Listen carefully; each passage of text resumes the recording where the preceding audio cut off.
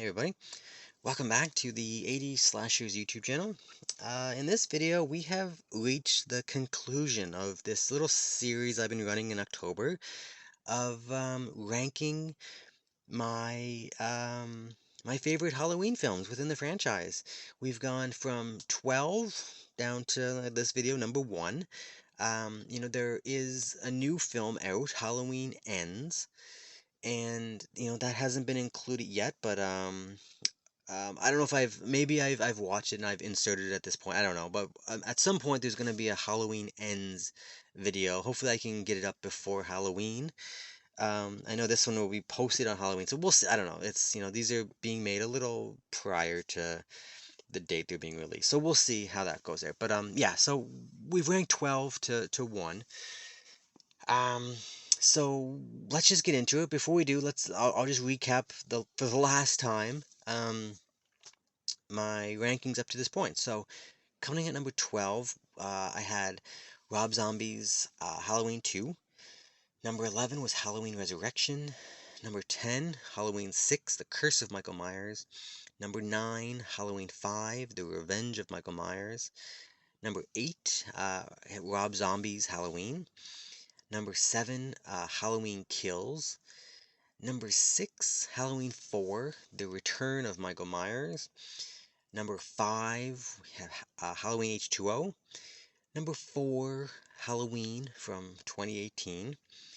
Number 3, Halloween 3, Season of the Witch. And number 2, we had Halloween 2, the original from 1981. So yeah, that's the rankings, 12 to 2. So let's just get right into this and take a look at what I obviously have at number 1.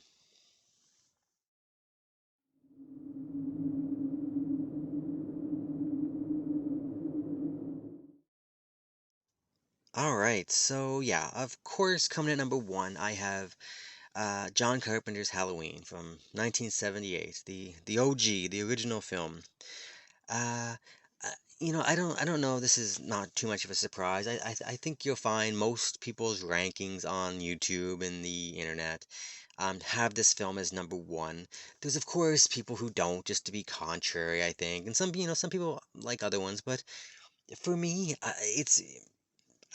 it's impossible to not have this number 1. This is an incredible horror film, like to begin with. Yeah, I guess it's a slasher film. I guess it's, probably one of the most important, like, proto slashers.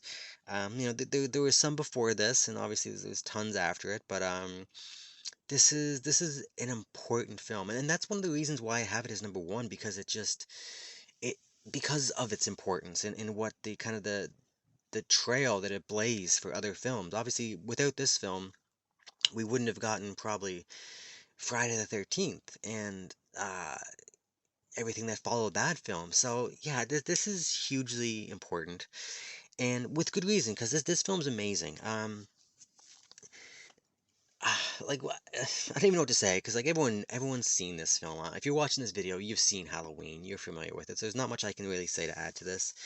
Um, you know, John Carpenter, he just has like a distinct style. It's like no matter what film it is when you're watching it, you can just tell like it feels like a John Carpenter film. The same way like Steven Spielberg, like when you watch like a Steven Spielberg film, you can just tell that this it's a Spielberg film. It just there's like a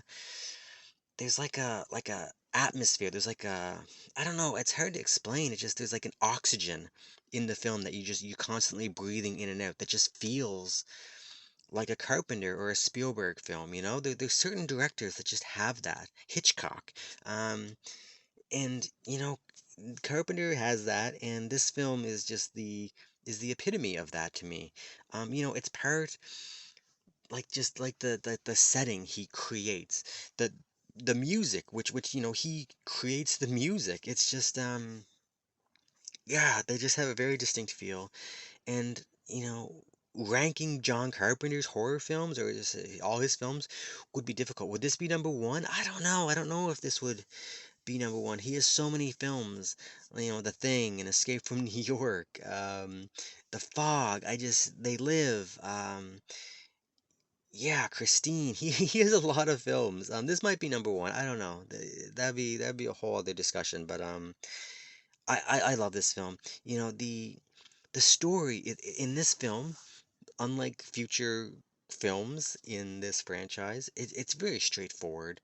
You have a messed up kid, snaps, kills family members, gets institutionalized, escapes from that institution when he's grown up, heads back home, and continues his killing spree kind of thing. And it's very simple, but it's relatable, and it feels like it could have happened in the 70s, you know? It feels something very, those are like the urban myths, like the folklore that, people would tell kids, oh, don't be out after night. There could be an escaped mental patient on the loose looking to pick up his killing spree like he had back in the 60s or 50s, you know?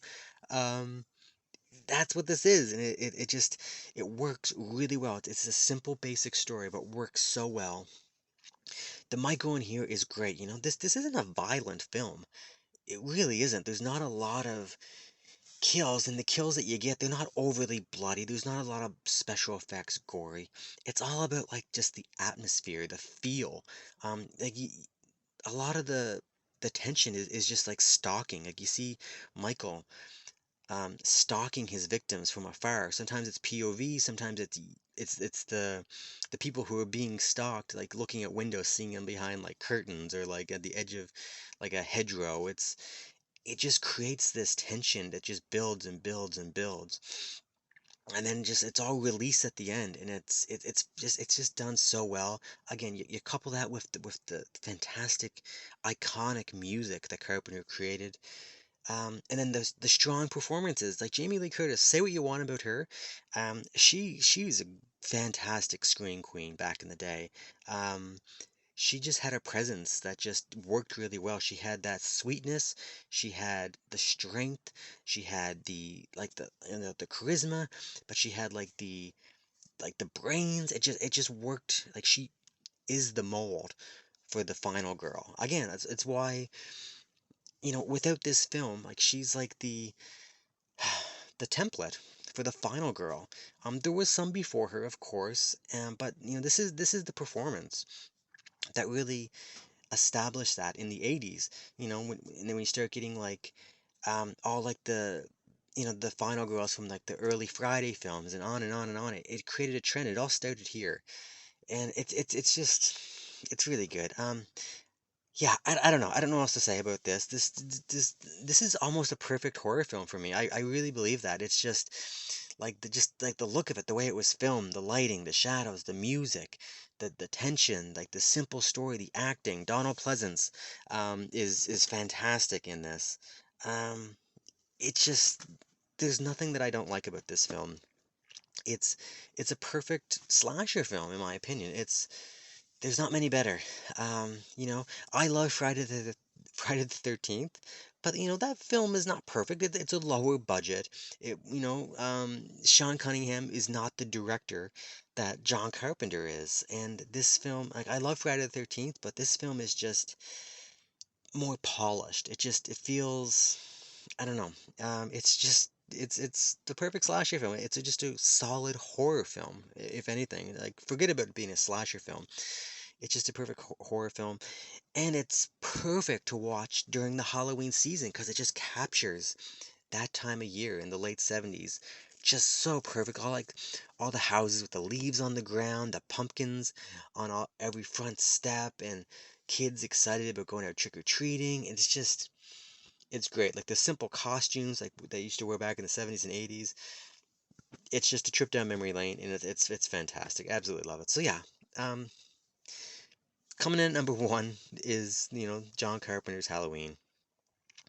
So that's it, everyone. That's my overall rankings of the Halloween films. So this was fun. This was fun to do.